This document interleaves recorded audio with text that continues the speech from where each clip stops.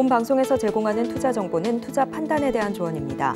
방송에서 제공하는 주식의 가치, 가격 상승 및 하락에 대해서는 방송사에서 보장하지 않습니다.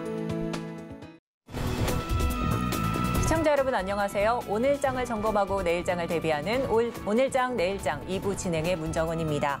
네, 장 마감까지 확실한 승부 전략과 내일장 성공 투자 전략 원하신다면 오늘 2부도 끝까지 함께 해주시기 바랍니다.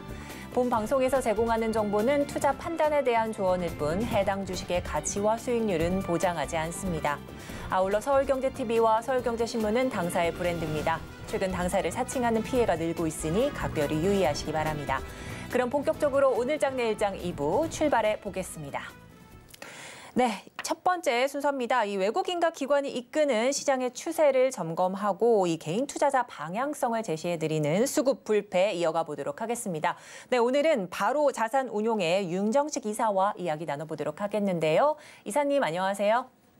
네, 안녕하세요. 네, 반갑습니다. 자, 그렇다면 이 시각 현재 외국인들이 수급 상황 쪽에서 어떤 종목에 조금 집중하고 있는지 화면으로 먼저 만나보도록 하겠습니다. 네, 외국인들이 지금 주목하고 있는 순매수 상위 종목들 공개됐습니다. 자, 첫 번째 삼성 SDI인데요. 이 에코프로 강세와 함께 오늘 2차 전지 관련주들도 순매수에 들어와 있는 외국인 상황 확인해 보실 수 있겠습니다.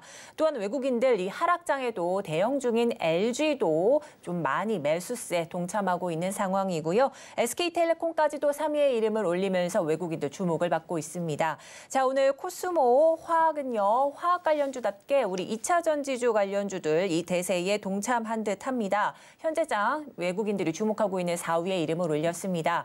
자, 카카오페이가 외국인들 순매수 상위 종목 5위에 올랐는데요. 현재 이 SM 인수전과 함께 여러 가지 좀 이슈가 몰려있는 이 카카오와 함께 또 카카오 엔터 상장 이야기도 좀 거론되고 있죠. 이와 함께 카카오페이도 현재장 주목받고 있는 상황입니다.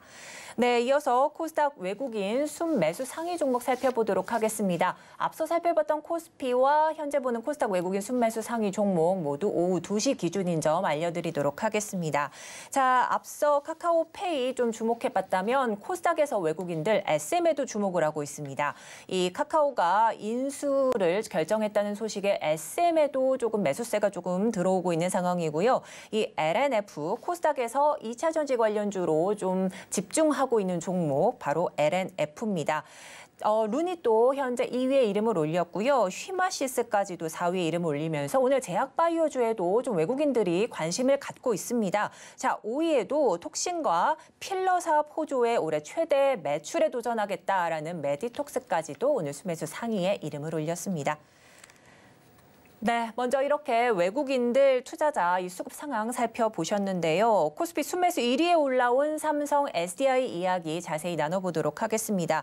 현재 주가는 좀 많이 빠진 상황입니다. 현재 외국인들 저가 매수세에 좀 동참했을까요? 어떤 이슈로 좀 몰린 상황일까요?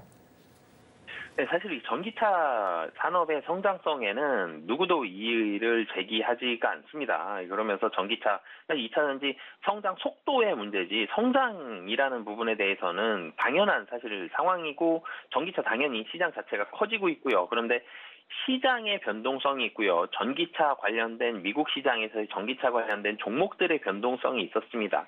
최근에 삼성 SDI 같은 경우는 국내 시총 최상위 종목 중에 하나이기 때문에 시장 자체에 조정이 나오면서 삼성 SDI도 같이 하락을 하는 그런 모습이 최근 들어서는 좀 보여졌고요. 고점 80만 원까지 딱 찍고 사실 내려오는 그런 모습을 보여줬습니다. 오늘 같은 경우도 시장 코스피가 지금 2.38% 하락하면서 비슷하게 지금 하락을 하고 있죠. 코스닥은 좀 더 크게 하락을 하고 있고요. 전체적으로 시장이 좀 부진한 모습이 오늘 좀 나오고 있죠. 많이 하락하는 모습들이 있기 때문에 오늘 하락은 시장의 하락이 가장 크게 좀 요인으로 작용을 한 그런 상황이고요. 삼성 SDI만 놓고 살펴본다라면은 삼성의 SDI는 국내 배터리 3사, 그러니까 LG 에너지 솔루션, SK온, 삼성의 SDI 이 세 회사 중에서 사실은 이 전진 속도가 가장 좀 늦다라는 그런 단점이 좀 부각이 돼 있었습니다. 사실 그 이유를 본다라면 수주가 이 수익성 위주의 수주를 받았기 때문에 좋은 수주만 좀 골라서 받는, 사실 효율성 면에 있어서는 굉장히 좀 효율적이죠. 같은 수주량 대비해서는 영업이익률 자체가 굉장히 좋은 편입니다. 그럼에도 불구하고 수주를 좀 가리지 않고, 그러니까 사실은 적자가 아니라 수주의 그 수익률이 조금 떨어지더라도 그래도 좀 공격적으로 수주를 받았던 다른 회사들과는 좀 달리 삼성 SDI 상당히 좀 신중하게 이 한 걸음 한 걸음 좀 나아가는, 걸어가는 그런 모습들을 많이 보여줬는데, 이제는 조금 더 빨리 이 속보 정도, 그러니까 빠른 걸음 정도로 좀 걸음 속도가 좀 빨라졌다라고 보시면 되겠습니다. 우선 첫 번째로 삼성 SDI는 경쟁사들 대비해서 상대적으로 자금 여력도 있고요.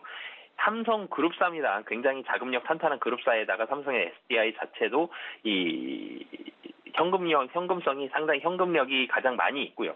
그리고 이제는 이 추가 수주에 대해서는 조금 더 공격적인 모습들이 점점점 좀 늘어나고 있는 그런 모습들이 있습니다. 올해 뭐 BMW 등으로부터 추가적인 수주도 가능할 것으로 보여지고요. 미국 2차 전지 시장 뭐 계속적으로 좀 빠르게 성장하고 있다라는 점, 이런 부분들까지 봤을 때에는 삼성 SDI 뭐 상당히 지금 자리, 그러니까 주가가 떨어질 때마다 사실은 조금씩 포트폴리오에 좀 담아가시는 전략 굉장히 추천드리고요. LG 에너지 솔루션도 그렇지만 삼성 SDI 두 회사 모두 세계 최정상급의 기술력을 가지고 있기 때문에 이 전체적으로 캐파가 늘어가고 있습니다. 생산 속도도 늘어가고 있고요. 수주도 좀 더 빨라지고 있다라는 점, 이 향후를 봤을 때는 굉장히 매력적인 자리다라고 보시면 되겠습니다. 네, 현재 삼성 SDI 이 전반적인 시장의 하락세가 이 주가에 영향을 미쳐서 좀 떨어지고 있다 이렇게 말씀해 주셨는데, 하지만 삼성그룹사답게 탄탄한 기업이다 이렇게 말씀해 주시면서 분할 매수 관점을 좀 제시해 주셨습니다. 그렇다면 현재 가격은 어떻게 좀 전략을 짜봐야 될까요?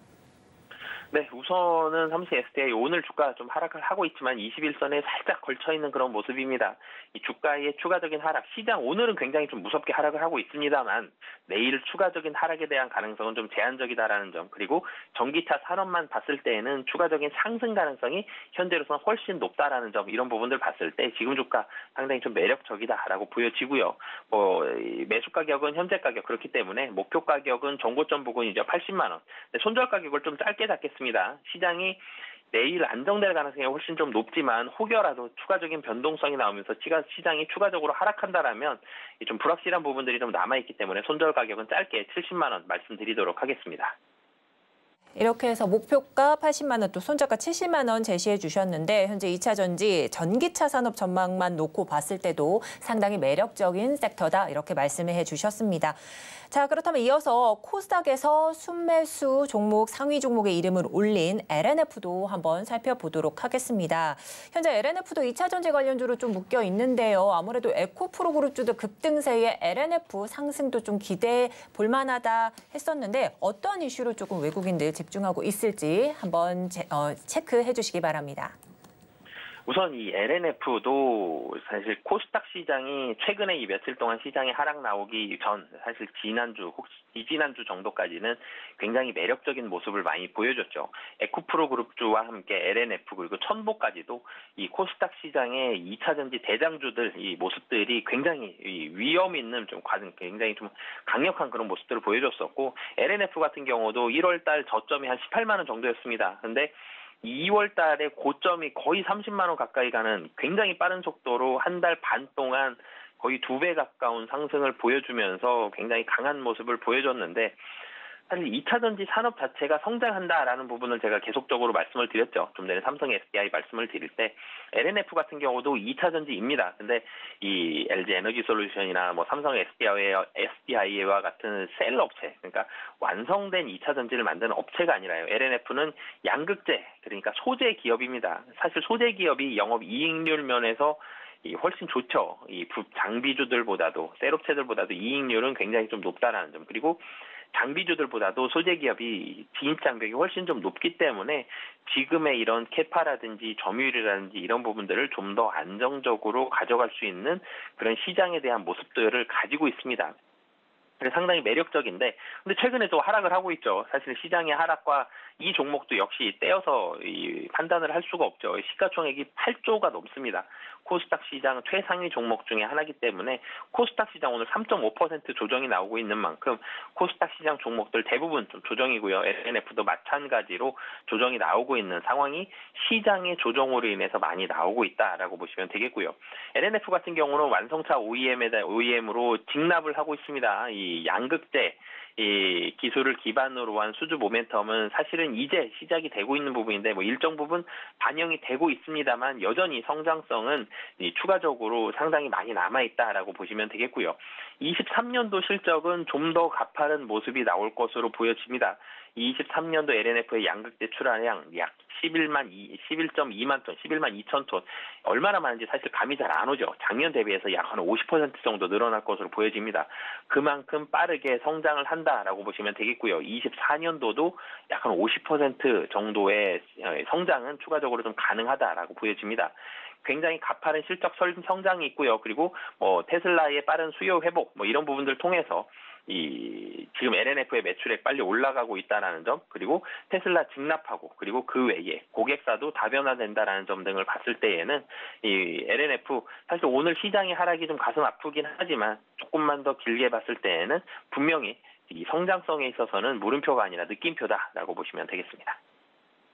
네, LNF 아무래도 2차전지 대장주로 조금 묶이면서 오늘도 외국인들이 좀 주목하고 있는 모습입니다. 이 양극재의 소재주이기 때문에 이익률이 높은 장점이 있다 이렇게 좀 꼽아주셨고요. 최근 LNF는 하락세를 좀 면치 못했습니다. 오늘도 코스닥 약세에 오늘장 LNF도 4%대 낙폭을 조금 보이고 있지만 그래도 이 앞서 좀 외국인들이 주목할 만한 이유가 있기 때문에 오늘장 개인 투자자분들도 좀 매수세에 동참할 수 있을지 어떤 포지션을 취하고 또 가격은 어떻게 가져가야 될지 제시해 주시기 바랍니다.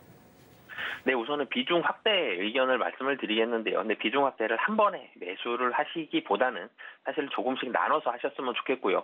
분명히 지금 자리는 매력이 있는 자리가 맞습니다. 그리고 지금 자리에 또 매물대가 좀 많은 자리이기도 하기 때문에 지금 자리 좀 단단하게 좀 버텨줄 가능성이 있지만 여기서 또 무너진다라면 우선 손절 가격은 21만 원, 21만 원이 61선과 121선이 모두 모여 있습니다. 여기를 깬다 그러면 사실은 18만 원까지 더 열려 있기 때문에 손절 가격은 꼭 지켜주셨으면 좋겠고요. 코스피 종목도 마찬가지지만 특히 코스닥 종목들은 시가총액이 관계없이 손절 가격이 상당히 좀 중요합니다. 그래서 손절 가격 21만 원을 먼저 말씀을 드리겠고요. 목표 가격은 전고점 부근이죠. 26만 원. 26만 원은 이 금년 3월 달에도 고점을 형성을 했지만 작년 8월 달에도 고점을 형성한 경험이 있습니다. 그렇기 때문에 26만 원을 돌파하기에는 추가적인 모멘텀이 한 번 더 필요하다라는 점 등을 봤을 때 목표 가격은 26만 원까지 잡으시면 좋을 것 같습니다. 네, 오늘 LNF 분할 매수 관점 제시해 주셨고요. 목표가는 26만 원, 손절가는 21만 원 이렇게 제시를 해 주셨습니다. 자, 오늘 코스피 양시장에서 2차 전지 관련주들로 이렇게 좀 꾸려 주셨는데 자, 그렇다면 현재 기관 투자자들이 좀 주목하고 있는 종목들도 각각 알아보도록 하겠습니다. 화면으로 만나보겠습니다. 자, 먼저 첫 번째 코스피 시장 쪽 기관 순매수 상위 종목들입니다. 자, 먼저 LG전자 오늘 대형주들의 조금 기관이 좀 몰리고 있는 상황이고요. 삼성전기가 좀 2위에 이름을 올렸습니다. 현재 스마트폰 부품 수요 회복을 보이고 있죠. 삼성전기 이렇게 기관이 매수세에 들어와 주고 있는 상황입니다. 자, KB금융 오늘 기관이 주목하고 있는데요. 뉴욕발 은행주 악재에도 기관은 매수세에 들어와 주는 모습이고요. SK텔레콤도 4위에 이름을 올렸습니다. 자, 5위에 이름을 올린 DB하이텍 이 물적 분할과 공매도 급증에 주주들의 우려감이 깊어진 상황 속이지만요. 기관은 오늘 매수세 들어와 주고 있는 모습입니다. 네, 그렇다면 코스닥에서 기관들이 순매수하고 있는 상위 종목은 어떤 게 있을지 보도록 하겠습니다. 오늘 에코프로비엠 2차 전지 강세와 또 에코프로 급등세에 오늘 기관들도 좀 주목하고 있는 모습이고요. 성일하이텍은 이 커지는 리사이클링 시장에서 선제적인 생산 능력 확대 경쟁력을 조금 보유하고 있는 이런 장점 때문인지 기관이 주목하고 있습니다. 또 위메이드가 3위에 이름을 올렸는데요. 오늘 NFT 파이 서비스를 론칭한다는 소식 등 최근에 이런 이슈로 기관들도 주목하고 있는 듯합니다. 자, 4위 클래시스입니다. 미용 의료업계 내에서 이 스테디셀러 제품을 좀 보유하고 있는 기업이기도 하죠. 오늘 기관들 매수세가 보이고 있고요. 5위 2차 전지 관련주 또 화학 관련주 첨보도 오늘 주목하고 있는 종목입니다. 네, 이렇게 해서 양시장 기관들 수급 상황 체크를 해봤습니다. 자, 그렇다면 현재 기관 투자자들 좀 주목하고 있는 종목 중에 KB금융 알아보도록 할 텐데요. 이 SVB 사태로 금융주 타격에 조금 가해지고 있는 상황 속에서 기관 현재 어떤 측면으로서 KB금융을 담고 있는지 궁금한데요. 우선 KB금융 같은 경우는 이 실리콘밸리 은행 사태가 영향을 미쳤죠. 사실은 다른 은행주들도 마찬가지였습니다. 작년의 분위기는 좋았습니다. 작년 이 여름 정도부터 시작됐던 은행주들의 랠리가 계속적으로 상승을 했고요. 특히나도 이 금년 1월에도 추가적인 상승까지 나타나면서 좋은 모습을 보여줬었는데 금년에 주가가 하락을 했죠. 첫 번째로는 시장이 금년에 좀 좋지가 않았습니다. 이런 부분들이 반영이 됐고요. 또 한 가지는 최근에는 이 두 가지 리스크가 있었죠. 정부에서 좀 개입을 한다는 점, 관치에 대한 부분은 부담감들이 있었고요. 대출 금리를 좀 낮춰라. 이런 부분들에 대한 압박에 대한 목소리들이 있었기 때문에 대출 금리를 낮추게 되면 당연히 이익단이 조금 떨어지게 되죠. 이런 부분들이 한 가지가 있었고 최근에는 또 한 가지 SVB, 실리콘밸리 은행에 대한 리스크들이 부각이 되면서 투심도 좀 악화가 됐습니다. 최근에 은행주들 외국인이 계속적으로 좀 매도하는 게 이런 부분들도 영향이 없지 않아 좀 있는 부분 상황인데요. 기관에 매수하는 이유를 좀 살펴봐야 될 것 같습니다. 우선 기관은 최근 들어서 계속적으로 KB금융을 매수를 했는데요. 실적 자체는 4분기 실적, 22년도 4분기 실적은 좋지가 않았습니다. 그렇지만 4분기에는 대규모 충당금을 반영을 했죠. 880억에 대한 충당금, 국내에서 보수적인 경기 환경 이런 부분들이 있기 때문에 충당금 880억 원 했고요. KB금융 같은 경우는 해외 자회사 관련 추가 충당금도 3,820억이 반영이 됐습니다. 당연히 실적은 기대치를 하회했는데요. 하지만 23년은 달라진다라는 부분 보셨으면 좋겠는데 23년도 같은 경우는 우선 충당금이 22년도에 거의 다 쌓았죠. 23년도 쌓을 충당금 자체가 거의 없습니다. 이런 부분들이 상당히 긍정적으로 반영이 되고 있고요. 이익단 같은 경우는 순이자이익 계속적으로 늘어나고 있는 가운데 비이자 이익까지도 견조하게 올라가고 있다는 점. 그리고 마지막으로는 이 30% 이상의 총 주주 환원율을 가지고 있습니다. 약 한 26% 정도의 배당 성향이 있고요. 순이익의 7% 정도 수준인 3천억 규모의 자사주 매입과 소각이 이루어지고 있습니다. 주주 환원 정책, 시장이 박스권으로 갇혀 있을 때에는 주주 환원 정책에 대한 이 매력도가 상당히 증가하는 만큼 기관들은 22년도보다는 23년도 이익이 늘어나고 상당히 좋은 주주 환원율을 가지고 있다는 점, 이런 부분에 주목을 해서 KB금융 오늘 매수하고 있다라고 보시면 되겠습니다. 네, 이 뉴욕발 악재로 오늘장 금융주들이 조금 휘청이는 상황이지만요. 최근 기관들은 계속해서 KB금융을 담고 있었던 상황이다, 이렇게 짚어주셨습니다. 또한 2023년도가 되면 KB금융 이 실적과 배당 등 안정성을 좀 띨 것 같다. 그렇기 때문에 기관들이 계속해서 주목하고 있다, 이렇게 설명을 해주셨습니다. 자, 그렇다면요. 기관을 따라서 현재 개인 투자자들은 매수세에 동참해도 될지 좀 포인트 잡아주시고요. 또한 가격 전략도 부탁드립니다. 네, 우선 가격이 많이 내려와 있죠. 지금 거의 전저점 부근, 연초에 있었던 전저점 부근까지 거의 다 하락을 해놓은 상황입니다. 지금 시장 자체가 좀 보수적이라는 점, 그리고 이 전저점 부근까지 좀 떨어져 있다는 점, 그러니까 개별 기업에, 그러니까 KB금융만의 리스크가 아니라 시장의 리스크가 사실 좀 많이 부각이 되어 있었죠. 이런 부분들은 주가에 어느 정도 좀 반영이 되어 있고 23년도 실적 성장에 대한 기대감, 주주 환원 정책에 대한 기대감, 이런 부분들이 남아 있는 만큼 현재 자리에서는 충분히 매력적인 분할 매수 전략 말씀을 드리겠고요. 매수 가격은 그렇기 때문에 현재 가격, 목표 가격은 57,000원, 그리고 손절 가격 전저점 부근이죠. 1월 초에 있었던 전저점 부근인 47,000원 말씀드리겠습니다. 네, KB금융 현재 자리에서 분할 매수 관점 접근하시란 말씀해 주셨고 목표가 57,500원, 손절가 47,000원 제시해 주셨습니다. 자, 그렇다면 기관 역시도 오늘 2차 전지주 좀 관심 있게 지켜보고 있는 상황인데 특히 폐배터리에 주목하고 있는 듯합니다. 그중에서도 성일 하이텍을 좀 픽하고 있는 상황인데 어떤 요인이 작용했을까요? 우선 이 폐배터리 시장 중요해질 수밖에 없죠. 배터리가 많아집니다. 근데 배터리에는 두 가지 문제가 있죠. 한 가지는 그냥 버리게 되면 환경 오염의 문제가 있습니다. 그렇기 때문에 그냥 버릴 수 없고 이 부분을 리사이클링을 한다라면은 이 오염 물질에 대한 그런 부분들을 감소시킬 수가 있고요. 또 한 가지는 배터리에는 중요한 금속 히토류가 있습니다. 히토류, 이 말에도 단어의 뜻에도 있는 만큼 희귀합니다. 채취하는 나라 자체가 제한되어 있고요. 생산량도 제한되어 있는데 배터리를 재활용한다. 이 안에서 히토류를 다시 꺼낼 수 있다. 자원 재활용의 효과까지 있습니다. 이런 부분들이 부각이 되면서 폐배터리 관련한 종목들 금년에 국내에서 상당히 많이 부각이 되고 있고요. 유럽에서도 많이 부각이 되고 있는데요. 성일하이텍은 국내 폐배터리 그렇기 때문에 2차 전지 리사이클링 회사로서는 대표적인 종목이죠. 국내에서는 유일하게 이 전처리와 후처리를 동시에 수행하는 리사이클링 회사입니다. 세계적으로도 전처리와 후처리를 모두 내재화한 회사가 5개 회사밖에 되지가 않는데요. 그렇기 때문에 국내에서는 굉장히 좀 매력적인 그런 배터리 회사다라는 부분들 이 말씀을 드리고 싶고요. 세계 최고 수준입니다. 뭐 그런 부분들. 그리고 실적 같은 경우를 본다라면은 계속적으로 공장은 증설이 되고 있습니다. 실적은 본격적으로는 2024년부터 점프업이 되면서 23년도도 뭐 당연히 22년도보다는 좋습니다. 근데 22년도 대비 23년의 실적 성장폭보다는 23년 대비 24년도의 실적 성장폭이 좀 더 클 것으로 보여지고요. 유럽에 있는 이런 이 신공장들에 대한 가동과 함께 24년도 실적 드라마틱하게 좀 늘어날 가능성이 높다라는 부분들 투자 포인트로 보시면 될 것 같습니다. 네, 이렇게 해서 성일하이텍까지 조금 살펴주셨는데요. 이 세계 최고 수준의 2차 전지 리사이클링 기업이다. 이거를 강조를 계속해 주셨습니다.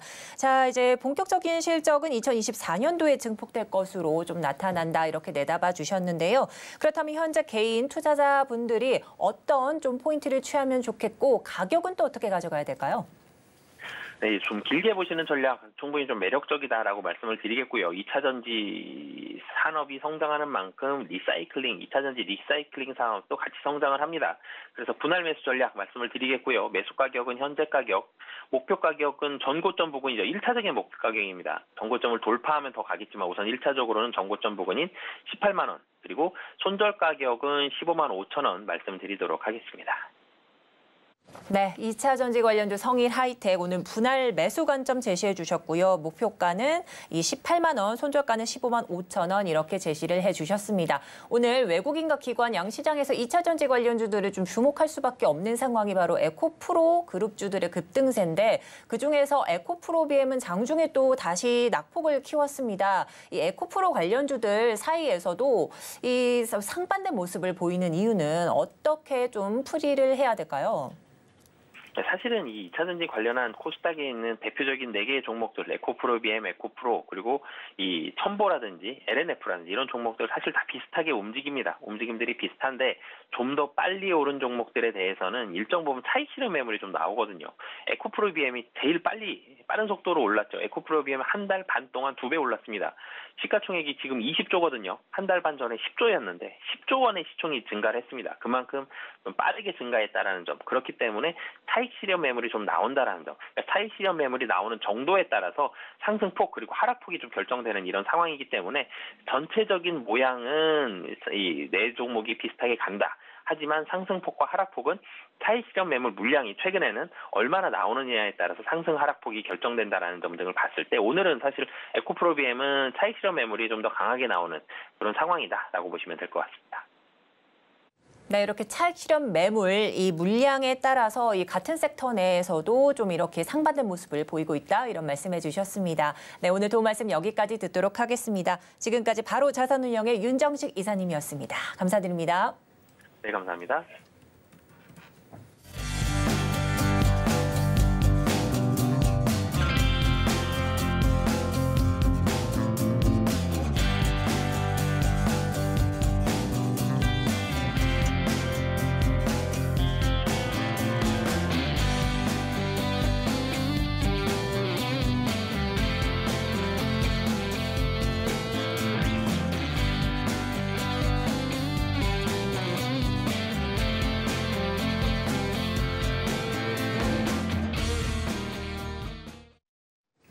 네, 앞서 외국인과 기관이 주목한 종목들 알아봤다면요. 이제 장 마감을 앞둔 이 시점, 이 오늘의 매매일지에 성공적인 마침표를 찍을 시간입니다. 찬스 종가 베팅 이어가 보도록 하겠는데요. 오늘은 유스탁의 유창희 대표님 나와 있습니다. 안녕하세요. 안녕하십니까. 네, 반갑습니다. 자, 장 막판까지요. 10여 분 정도밖에 남지 않은 상황입니다. 오늘은 뭐 SVB 사태 여파로 좀 하루 늦게 우리 장이 좀 타격을 받은 듯 하고요. 여기에 또 2차 전지 강세가 좀 눈에 띄었던, 특히나 에코프로 방금 보셨던 것처럼 강세가 좀 눈에 띄었는데 이 마지막 승부 전략을 이제 함께 대표님과 나눠봐야 될 것 같습니다.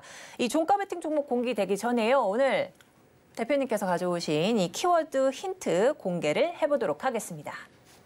자, 바로 설비 증설인데 이 어느 업종이든 뭐 증설 그쵸. 뭐 이런 단어는 좀 호재이지 않습니까? 그렇죠. 네. 뭐 결국에는 잘 증설한다는 자체가 매출이 늘어난다는 뜻이고 그렇죠. 산업이 커진다는 것이기 때문에 그런 부분들이 관련된 기업이라든지 관련된 섹터에는 계속해서 관심을 가질 수 있지 않을까 판단을 좀 하고 있습니다. 그렇습니다. 증설을 호재로 조금 받아들일 수 있겠다 말씀해 주셨는데 여기 앞에 설비자가 붙었습니다. 네. 이렇게 된다면 조금 더 이제 업계가 조금 압축이 될 것 같은데요. 그렇다면 오늘 대표님께서 좀 공개해 주실 종목과 섹터는 어떤 게 있을까요? 네, 알루미늄 관련된 DI 동일을 선정을 네. 좀 했습니다. 네. 뭐 어쨌든 뭐 전체적으로 오늘 뭐 시장이 좀 안 좋긴 합니다만은 네. DI 동일도 한 3% 정도, 4% 정도 하락을 했다가 조금 낙폭을 좀 줄이는 부분이었고 어떻게 보면 시장 대장주라고 할 수 있는 사마 알루미늄 같은 경우 오히려 플러스 세를 보여주고 있어요.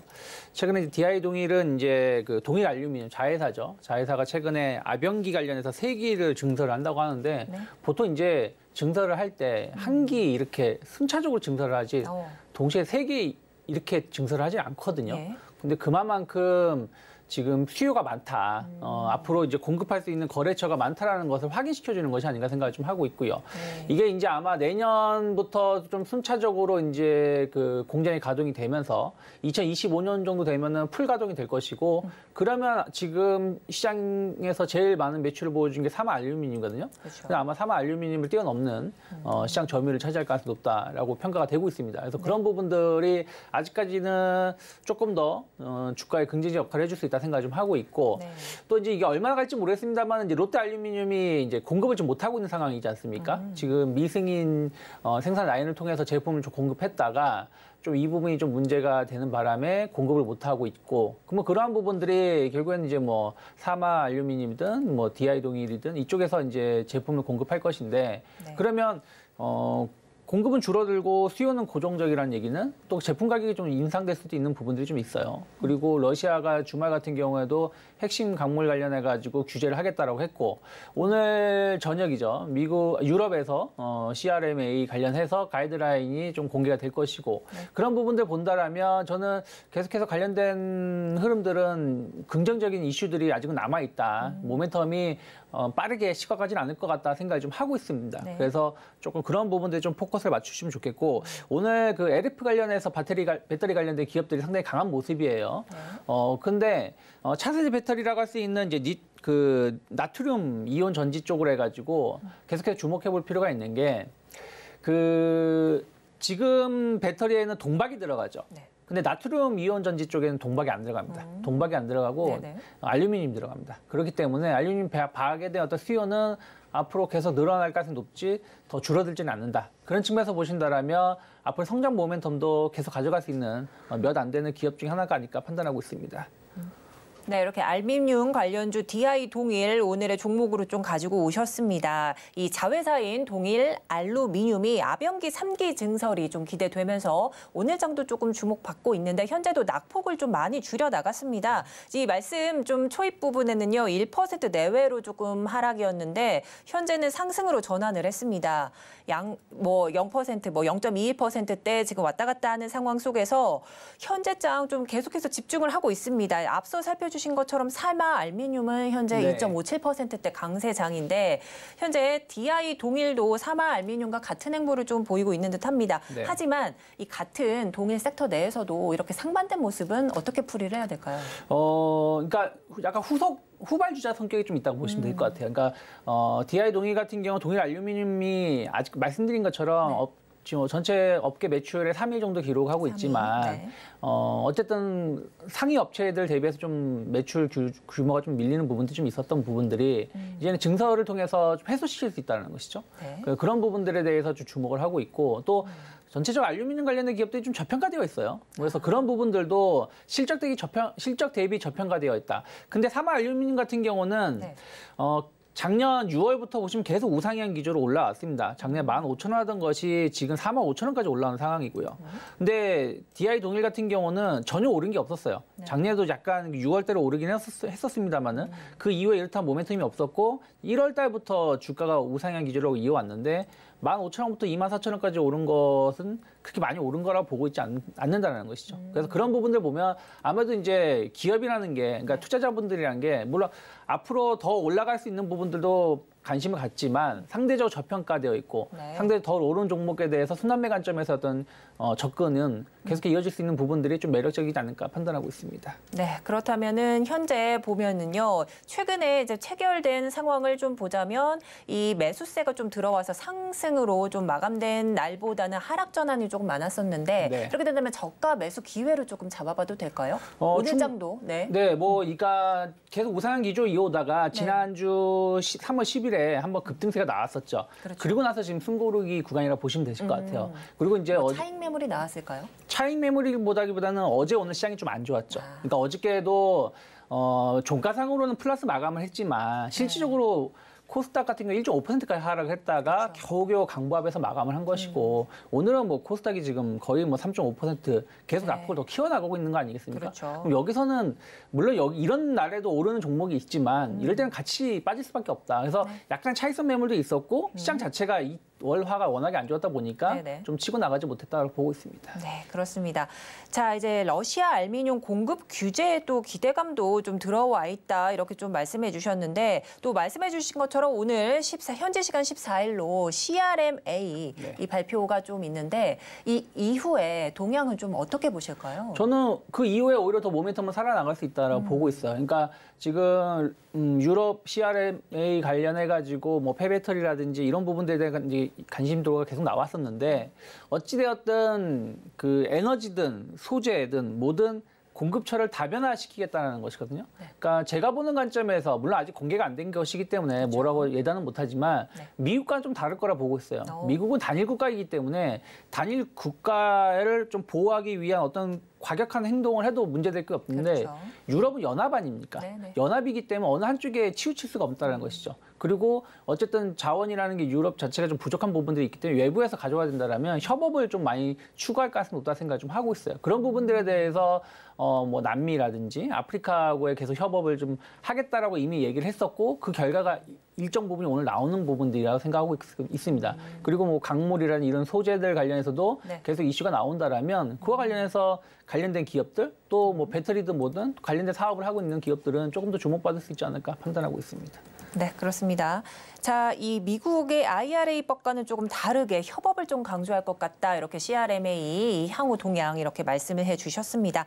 자, 그렇다면 현재 종가에 베팅할 시간 가장 중요한 시간입니다. 여기에 대응 전략을 조금 꾸려봐야 되겠는데요. 뭐 가격 전략 등 좀 제시해 주시기 바랍니다. 뭐 물론 이제 조정 시에 분할 매수하시는 게 제일 좋기도 합니다만은 어찌됐든 저는 항상 현재가 기준으로 말씀을 드려요. 그렇기 때문에 현재가 공략 가능하다 생각을 좀 하고 있고 다만 손절가는 21,500원 정도 잡아놓고 있어요. 21,500원이 어떻게 보면 지난 3월 10일 급등했었던 그 시작가라고 보시면 될 것 같아요. 그래서 그 자리를 크게 이탈하지 않는다라면 여전히 상승 추세는 꺾이지 않을 거라 생각을 좀 하고 있고 분할 매수할 수 있는 권역이다 생각하고 있기 때문에 뭐 지금도 가능하고 내일도 흐름을 보시면서 접근 가능하다 보고 있고요.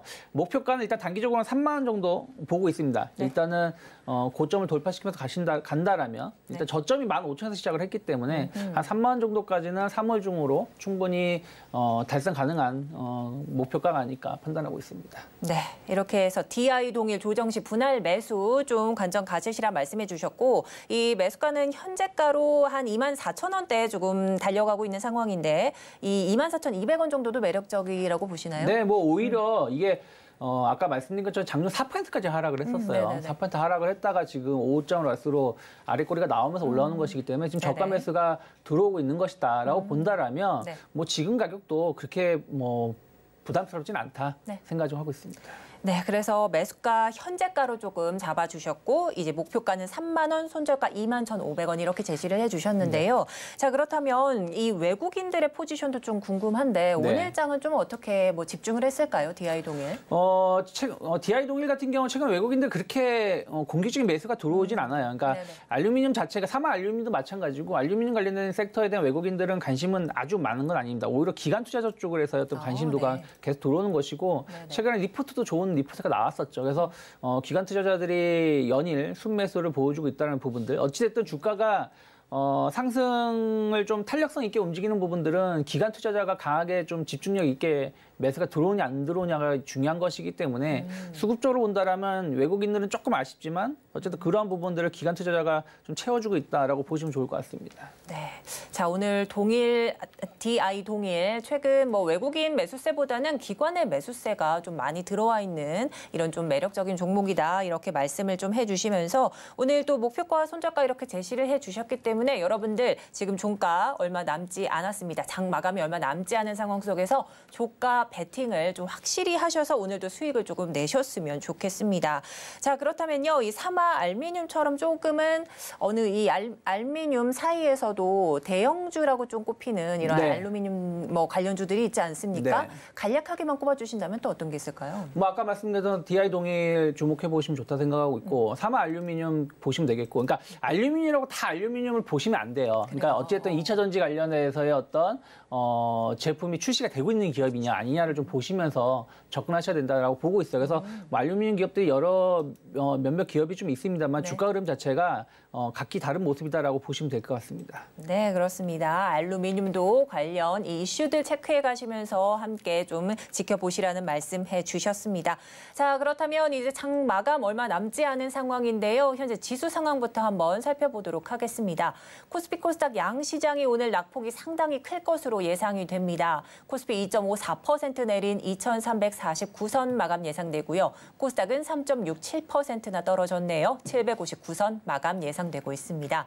네, 코스피 코스닥이 어제장에서는 조금 견조한 모습이었지만 오늘 앞서 말씀드린 것처럼 하루 한 발 늦게 조금 타격을 받고 있는 상황인데 뭐 SVB 이 파산 관련해서도 이 미 금융당국에서는 좀 구제책을 내놓고 있지 않습니까? 네, 그 상황 속에서도 왜 우리는 또 한 발 늦게 이렇게 여파를 받았습니까? 어저께 이제 좀 나사 선물이 한 2% 정도 급등하다 보니까 뭐 별거 아니겠지라는 어떤 기대감들이 좀 안도감이 좀 있었던 것 같아요. 어저께도 수급도 보면 외국인하고 기관은 좀 관심망세가 좀 보여줬었고요. 근데 막상 이제 미국 증시 개장을 했을 때는 또 그 이후에 또 여러 은행들이 얘기가 좀 이슈가 좀 있지 않았습니까? 그런 부분들이 이게 쉽게 끝나지 않을 거라는 우려감들이 좀 있었다 생각하고 있고 또 이렇게 보시면 될 것 같아요. 뭐 시장에서는 다음에 금리가 다음 주죠. 다음 주 금리가 동결될 수도 있다. 그렇죠. 그리고 뭐 금리가 인하될 수도 있다. 이런 얘기 하고 있는데 그런 거에 기대하시면 안 된다 생각 좀 하고 있어요. 그건 호재가 아니라 악재입니다. 시장에서는 말하고 있지만 제가 보는 기준에서 악재예요. 그렇기 때문에 그런 부분들이 어저께도 미국 시장도 좀 영향을 미쳤다는 생각을 좀 하고 있어요. 그래서 오늘 CPI에 대한 어떤 우려 혹은 기대감들이 좀 있고 또 뭐라 그럴까요? 항상 우리나라 시장을 보면은 개별 기업이 어떤 문제가 있는 부분들에 대해서는 그 기업에 한해서의 문제지만 금융사의 문제잖아요. 그러면은 결국에는 어저께 영국이죠. 영국에서 SVB 영국 지점이 HSBC에 1파운드에 매각이 됐다고 하지 않습니까? 그러니까 결국에는 그런 식으로 이제 금융사가 어떤 문제가 되면은 자금을 회수할 수밖에 없는 부분들이 발생을 해요. 그러면 우리나라 같은 경우는 좀 취약한 부분들이 좀 있죠. 그런 부분들도 심리가 좀 안 좋을 수밖에 없었다 생각을 좀 하고 있어요. 그래서 오늘 아침부터 개장하자마자 외국인들이 선물을 4,000계약 매도를 하면서 시작을 했었고 그러면서 지금 선물이 23,000계약입니다. 23,000계약 선물 매도가 나오고 있고 그리고 현물에서도 거래소에서도 5,700억, 코스닥에도 2,800억 정도 매도가 나오고 있고 이 모든 매물을 개인 투자자가 받아가고 있다 보니까 좀 시장이 좀 충격을 좀 받을 수밖에 없었던 하루가 아닌가 판단하고 있습니다. 네, 이 개인 투자자분들 매수세가 들어왔지만 그렇게 힘을 조금 내지는 못하는 상황이었고요. 또 앞서 말씀해 주신 것처럼 CPI와 PPI 발표를 앞두고 있습니다. 현재 뭐 금리 동결, 뭐 금리 인하 뭐 가능성은 없겠지만요. 이런 뭐 여러 가지 좀 이 의견들이 좀 제시되고 있는 상황에서 현재 대표님께서는 이 CPI 이후에 이 향방은 또 어떻게 될지 궁금한데요. 어떻게 생각하시나요? 지금 과연 경제 지표가 지금 이 SVB 관련돼서의 어떤 흐름을 꺾을 수 있을까라고 본다면 저는 그렇게 좀 가볍게 좀 희망적으로 보고 있지 않습니다. 왜 그러냐면 그럴 거였으면 어저께 미국 시장이 상당히 강하게 올랐어야 되거든요. 근데 어저께 못 올라갔었고 물론 이제 오늘 올라갈 수도 있습니다. 근데 과연 지금 CPI에 대한 어떤 지표가 중요한 것인지 현재 이 금융사의 불안감이 얼마나 좀 빨리 해소가 될 수 있는지가 중요한 것인지 시장은 아무래도 후자 쪽이 아닐까 좀 판단을 좀 하고 있습니다. 그래서 그런 부분들이라 생각하고 있고 또 과연 CPI가 얼마나 낮아질지 여부도 봐야 된다 생각을 좀 하고 있어요. 저는 생각했던 것만큼 낮아지지 않을 것 같다. 지금 시장에서는 잘하면 뭐 6% 초반 아니면 5% 후반도 얘기가 나오고 있는데 제 생각에는 한 6.3 정도 생각을 좀 하고 있기 때문에 그럼 그 정도가 과연 좋다고 말할 수 있을까? 지난주 그 고용도 상당히 좋았거든요. 맞아요. 고용이 엄청나게 좋았기 때문에 CPI 관련해서도 생각했었던 것보다는 조금 더 만약에 좀 안 좋게 나온다라면 고민을 하겠죠. 과연 금리를 동결할 수 있을지. 그럼 금리는 금리대로 올리면 현재 이 금융 리스크가 잘 조기에 진압이 될지 이런 부분들에 대한 어떤 딜레마들이 계속해서 좀 시장의 투자자들한테 혼돈을 줄 수밖에 없지 않을까 판단하고 있습니다. 네, 그렇습니다. 이 CPI가 눈에 띄인 이 뭐 둔화세를 뭐 이렇게 좋게 나오지 않은 이상은 뭐 영향은 크게 좀 받지는 못할 것이다 이런 말씀을 좀 해주신 것 같습니다. 아무래도 뭐 동결 가능성 이야기도 조금 나오고 있는 상황 속에서 어떤 상황이 펼쳐질지 CPI 이후의 동향도 체크를 해봐야 될 것 같습니다. 저희는 마감 이후 돌아오도록 하겠습니다.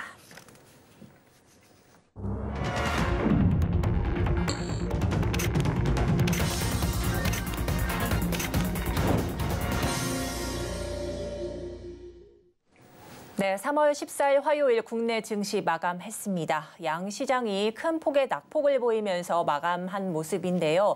뭐 여러 가지 뭐 악재들이 좀 있었지만 그래도 이제 내일장 좀 기대해 보아야 될 것 같습니다. 자, 이제 오늘장 너무나 힘을 받지 못한 상황이다 보니까 조금 노심초사하시고 여러 가지 고민 많으실 것 같은데요. 그렇다면 내일장 전략을 다시 한번 짜야 될 것 같습니다. 저희 방송 얼마 남지 않았는데요. 끝까지 함께해 주시기 바랍니다. 자, 그렇다면 내일장 히든 카드가 될 주요 포인트들을요. 저희 이 출연해 주시는 전문가님들께 의견 한번 들어봤는데요. 한번 이 CG로 보도록 하겠습니다. 화면으로 만나보겠습니다. 네, 내일장 가장 중요한 포인트들을 이렇게 말씀해 주셨습니다. 오늘 미중산업경제연구소 조용찬 소장님께서는 미 금리 인상 조기 중단 가능성을 이렇게 점쳐 주셨고요. 여기에 영앤리서치 최준영 팀장님께서는 저평가 기업에 집중할 필요가 있겠다. 내일장 이렇게 전략을 제시해 주셨습니다. 자, 그리고 교보증권 영업부의 차영관 차장님께서는 이 SVB 사태 확산에 따른 여러 가지 뭐 변동성에 주목을 해야 되겠다. 이런 말씀들을 해주신 것 같습니다. 네, 이렇게 해서 전문가님들 의견을 한번 들어봤습니다. 자, 여러 가지 의견들이 좀 제시가 됐습니다. 뭐 여러 주제들로 좀 말씀해 주셨는데 대표님의 의견은 좀 어떠실까요? 저는 결국에는 주식시장에서는 수급이 깡패죠. 네. 기승전 외국인 수급이 중요하지 않을까 판단하고 있습니다. 일단은 오늘 외국인들 수급이 상당히 안 좋았어요. 아까 말씀드린 것처럼 코스피에서 5천억이 넘는 6천억이네요. 6,300억 정도 매도가 나왔고 코스닥에서 2,500억 정도 매도가 나왔습니다. 선물이 제일 좀 걱정이에요. 선물이 22,000개야. 제가 최근에 본 것 중에서 거의 역대급인 것 같아요. 1년 사이에 봤을 때. 그런데 제일 중요한 건 선물 매매 동향도 중요하지만 미결제 약정이 21,000개야. 한마디로 이거 신규 매도라는 뜻이에요. 신규로 강하게 매도가 나온 자리거든요. 근데 이게 기술적으로 본다고 하더라도 어저께 유럽도 마찬가지입니다. 그러니까 그동안 박스권 최근에 한 1월 말부터 3월 중순까지 박스권의 흐름을 보여줬던 자리를 강하게 음봉으로 매도가 나오면서 120선 라인을 이탈해 버렸거든요. 네. 그럼 엄밀히 따지면 과연 1월 그 설 연 전후로 해서였던 매수를 하셨던 분들 기준으로 본다라면 다 손실로 전환되는 시점이라는 것이죠. 네. 그 시점에서 외국인들이 강하게 선물이 매도가 나왔기 때문에 이 부분이 만약에 오늘 정말 CPI가 좋게 예상했었던 것보다 좋게 나오고 네. 뭐 미국 증시가 강하게 올라와서 내일 바로 이게 외국인들이 순매수로 전환이 된다라면 대치기로 전환이 된다라면 다행스럽게 한숨 돌리는 부분들이지만 만약에 미국 시장이 생각했었던 것만큼의 반등이 안 나온다. 그러면 이 부분은 앞으로 계속해서 고민이 될 수밖에 없는 자리가 될 수 있다 생각을 좀 하고 있어요. 그래서 네. 저는 어저께도 잠깐 말씀드렸습니다만은 그동안에는 기간 조정이었다. 1차 기간 조정. 2월 달부터 3월 초까지의 1차 기간 조정이었고 지금부터는 조심해야 되는 구간이 2차 가격 조정으로 갈 수 있는 구간에 놓여 있는 부분들에서 외국인들 수급이 상당히 부정적으로 나왔다는 거죠. 특히 이제 지난주 선물 옵션 동시 만기 기점으로 본다라면 그날도 하루에 코스피 코스닥 합쳐서 1조 2천억이 넘게 매도가 네, 나왔었거든요. 네. 그 이후에 수급의 변함이 계속 매도 우위를 보여주고 있기 때문에 결국 이 수급이 어떻게 좀 빨리 변화될 수 있는지 여부를 좀 체크해 보실 필요 있다 생각을 좀 하고 있고요. 네. 그리고 저는 아까 말씀드린 것처럼 시장에서는 이번에 SVB 관련해가지고 다음 주에 금리 동결, 금리 인상 없을 수 있다, 뭐 이런 얘기를 하면서 뭔가 희망회로를 돌리고 있는데 네. 제가 뭐 비관론자의 뜻이 아니라 네. 과연 그 금리를 동결한다고 했을 때 네. 파월이 어떤 발언을 해야 될 거잖아요. 그렇죠. 그 발언이 자체가 시장이 안 좋으니까 금리를 동결하는 겁니다라고 말하는 것 자체가 과연 좋을 수 있을까요? 아하. 오히려 저는 그게 뻥카라고 할지언정 시장 좋다. 좋기 때문에 우리 금리를 올리는 거라 했을 때 네. 어느 쪽이 더 투자자한테 믿음이 더 갈까요?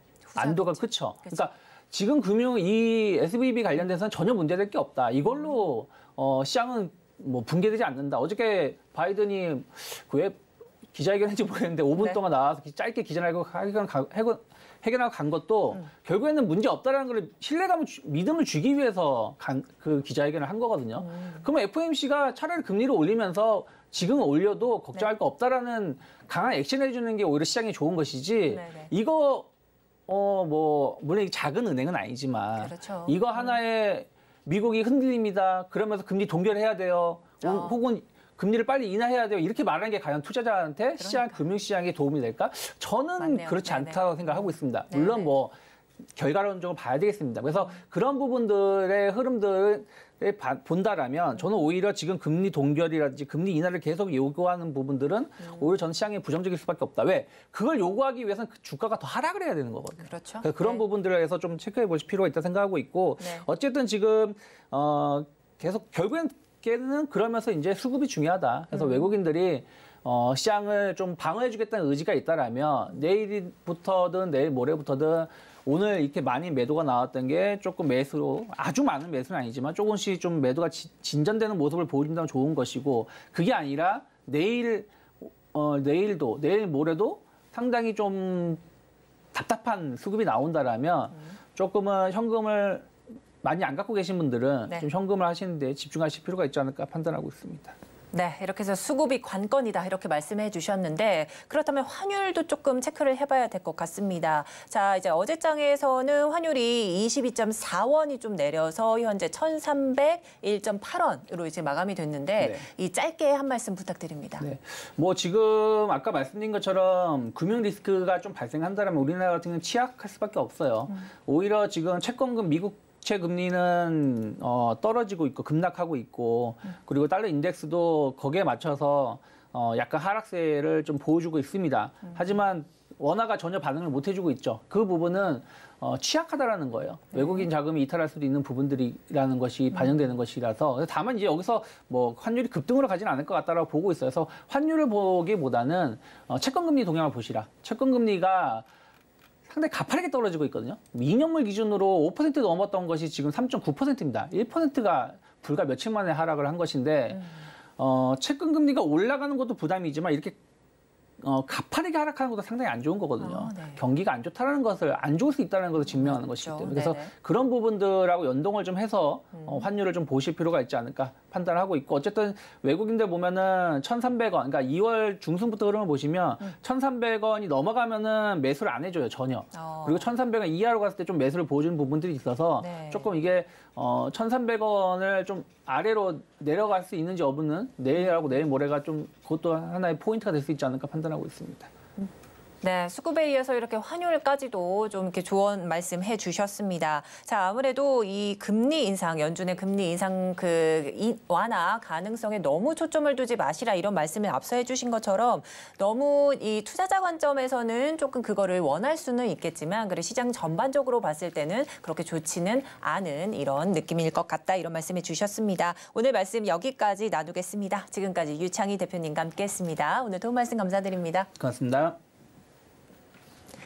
네, 오늘장, 내일장 2부도 마칠 시간이 됐습니다. 오늘장은 양시장이 큰 폭의 낙폭을 보였지만요. 오늘 이 전문가님들 말씀 모두 종합을 해서 내일장 투자 전략 성공적으로 이끄셨으면 좋겠습니다. 본 방송에서 제공하는 정보는 투자 판단에 대한 조언일 뿐 해당 주식의 가치와 수익률은 보장하지 않습니다. 아울러 서울경제TV와 서울경제신문은 당사의 브랜드입니다. 최근 당사를 사칭하는 피해가 늘고 있으니 각별히 유의하시기 바랍니다. 오늘 준비한 소식은 여기까지입니다. 저희는 내일 이 시간 다시 찾아뵙도록 하겠습니다. 함께해 주신 여러분 고맙습니다.